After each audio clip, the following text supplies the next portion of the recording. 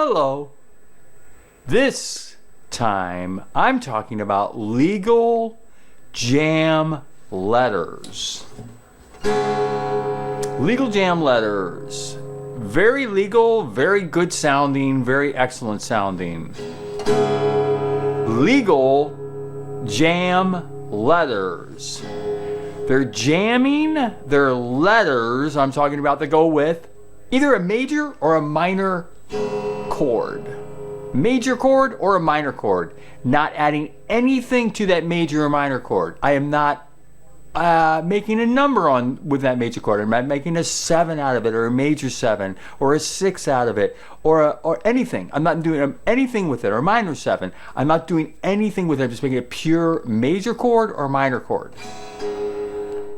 I am learning that legal jam letters are letters that are good sounding wherever you want to play them, whenever, rhythmically, or how long you want to lay on them or whatever. That is a great legal, great sounding letter and a jam.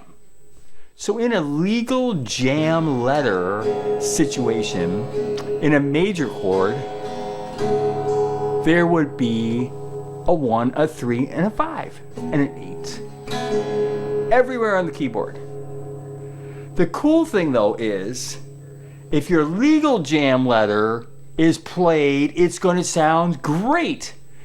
And everyone would think, well, that's easy to remember on a major chord, 1, 3, and a 5, and an 8, is because it's easy.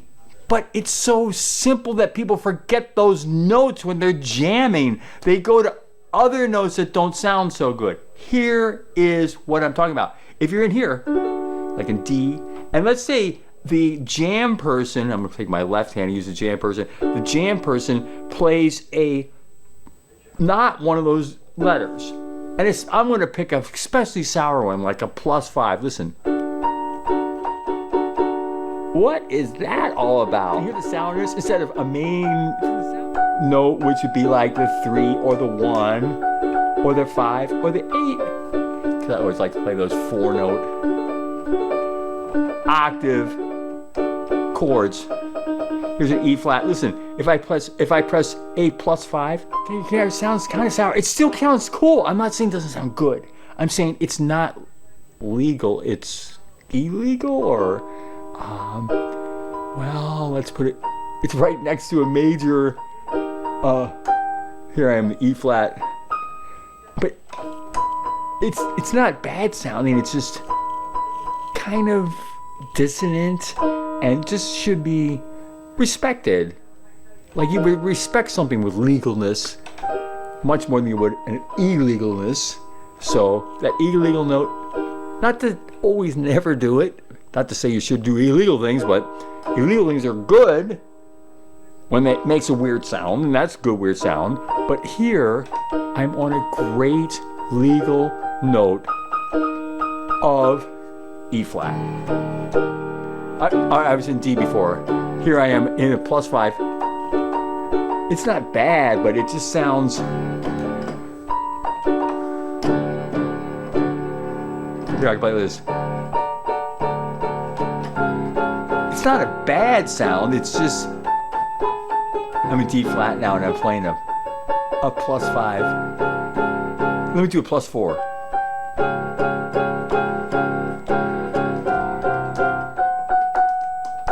Can you hear that's in C? I'm playing just a 4 in a C. In the old days, or in the days of jazz, they used to call those notes clams. C-L-A-M-S. You're playing a clam. Now the clams, they call them clams. Like some clams, by laying on some notes, that just are not legal. But not only the 1, 3, 5 or the 1 M3. I should have the minor in there too. See, all those legal jam letters are there They always sound good no matter where you are, no matter when you land on them, those legal jam letters. It's the rule 1. If it is of the major or minor letters, like, in the case of E flat, G flat, B flat, those, and I always like to make those 4 notes. I'm in minors now. I could be in majors.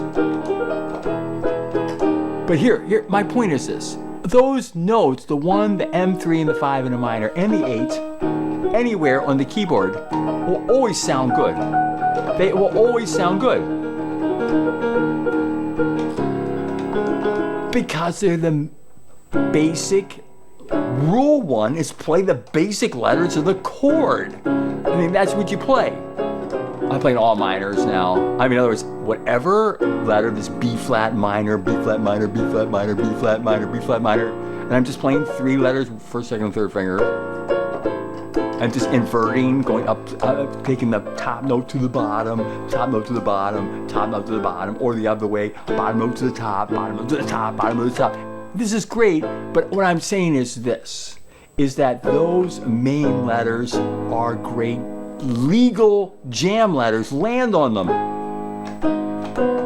It always sounds good. I'm in minors. But if I was in a minor and I played a major on top of it, listen to how sour it sounds. That is a clam. In a minor, playing the major along. I'm not saying it can't be done. I always like everything. It's just that these are I'm trying to be descriptive here of a legal situation where there's no illegalness going on and everything will sound good no matter what in a minor. I just happen to play that 1, M3, and the 5, and of course the 8, because that's included. But in a major, I'm playing the 1, 3, and 5, just like if I played a minor with a major, it would sound sour. But there's actually a cool sound in jazz with that minor sound on a major. It's on a tangent here. But going back on the main thing is there is a excuse or a sound or a great song or whatever with all these dissonant or illegal notes. Yes. However, if you're starting to learn, rule 1 is learn the letters that are of the major or minor chord. The 1, 3, and 5 or 1, M, 3, and 5 are important. And the 8, don't forget that octave. But they're very important. I haven't added any of the numbers yet. What I plan to do here in the different rules is rule 1, and then rule 2, and rule 3, and 4, whatever rules, will be added together to make a jam group of notes that is legal and great sounding. They're slightly different between major and minors. In the major and minor chords, they're going to be slightly different of what letters are legal. However, think of this. If you had a student and there was like a G minor chord going on for 4 bars, bar, 4 beats a piece. And throughout that whole section, if you could write all the legal jam letters, wherever octave they wanted to play them, that would be fine. That would be fine.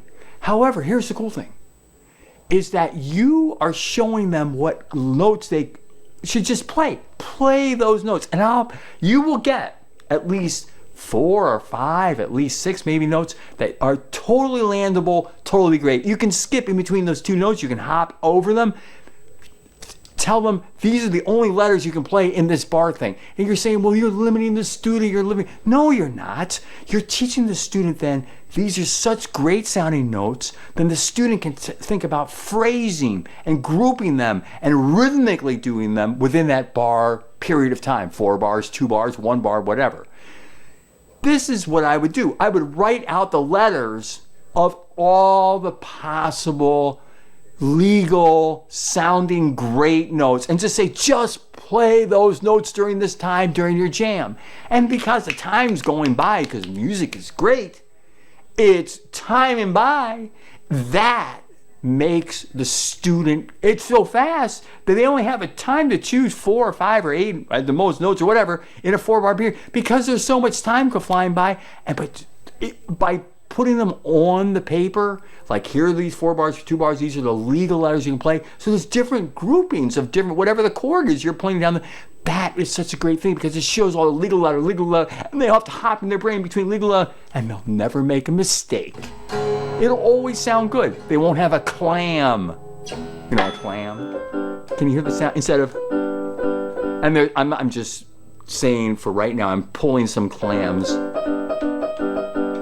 And you hear students land on a note like that while they're jamming. And you think, why are they landing on that? Because time is moving by so fast. They can't think that fast of all the possibilities. So why not help them out? If you know the formulas of what is legal within that timing of that chord in the song. That's what it's all about, right? Jamming whatever sounds good during that period of time that chord is landing there. That is what is all a greatness. If you keep going like this, you will be able to finally be able to jam freely, knowing confidently that you will not make a mistake. You won't be making a mistake because every letter has been proven to be legal and good sounding.